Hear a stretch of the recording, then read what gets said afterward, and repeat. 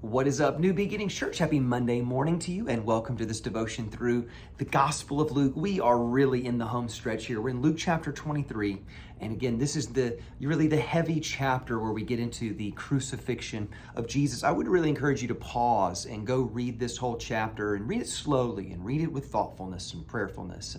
And so, anyway, but in this moment, again, I'm just finding things that jump out to me. And in verse number 23, what's happened in this story is that Jesus was arrested and then taken before Pilate. And then Pilate said, well, I don't want to deal with this. Send him to Herod. And then Herod said, well, I don't really find any problem with him. I send him back to Pilate. And Pilate says, well, I don't find any fault with him either. And then, of course, he tries to actually release Jesus. But the Pharisees, it says in verse 23, with loud shouts, they insistently demanded that Jesus be crucified. And their shouts prevailed. And so Pilate decided to grant their demand. He released the man who had been thrown into prison for insurrection and murder, the one they asked for, who we know in other gospel narratives was named Barabbas. And he surrendered Jesus to their will. And as the soldiers led him away, they seized Simon the Cyrene, who was on his way in from the country, and put the cross on him and made him carry it behind Jesus. You know, when you think about these moments from the cross, you know, this is one of those ones that we have to really consider. They had this custom, and the Jews had, built in with their relationship with Rome, that on Passover, you'll free or release one prisoner, kind of a thing. And so they had this chip, this token, and he goes, well, since it's Passover, I'll release a prisoner. And they're like, no. Give us Barabbas, and you crucify Jesus.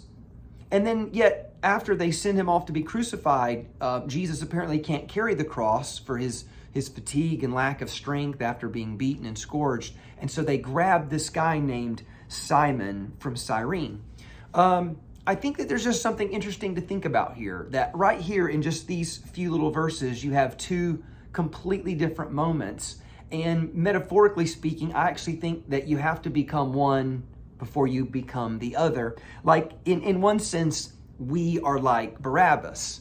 We are the ones who are full of sin and wickedness and completely undeserving of freedom.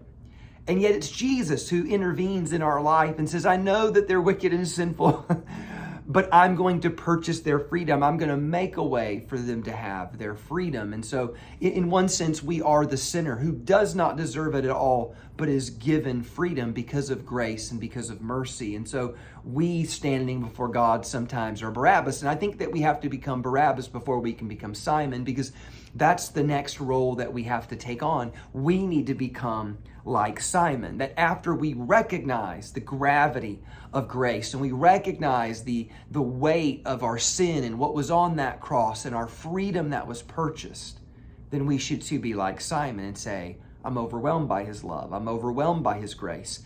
How could I not pick up this cross? Because Jesus has those words that if you truly want to be my disciple, you must take up your cross daily. You have to deny yourself and follow after me. And you think, why would anybody do this? Why would any person say, hey, give me the cross of Christ. I'll deny myself. You live in a world that talks about like, no, whatever feels good to you, do it, right? And it's like Jesus is like, no. As a matter of fact, you pick up the cross and say, you know what, maybe some things in me have to die. Maybe my selfishness has to die. My pride and my ego have to die. My hatred for other people, that has to die. But actually so that I can live the most abundant and full life possible. So it's this real unique thing going on here that, again, we find our freedom and forgiveness like Barabbas, but we come like Simon and we carry the cross. And I'll think of the words of Paul in Galatians 2:20 when he says this, I have been crucified with Christ, and I no longer live, but Christ lives in me. And the life that I now live in this body, I live by faith in the Son of God who loved me and gave himself for me. So even in that moment there, you can recognize, I recognize that I'm being crucified with Christ. I want to pick up and carry the cross, but only because he has done it for me first. So church, let us be a people who are so overwhelmed and humbled by the grace of God, but so motivated that we would actually pick up the cross of Christ and carry it for ourselves and carry it into God's abundant life. Can I get an amen? Church, I love you so much. God bless you. I'll see you tomorrow.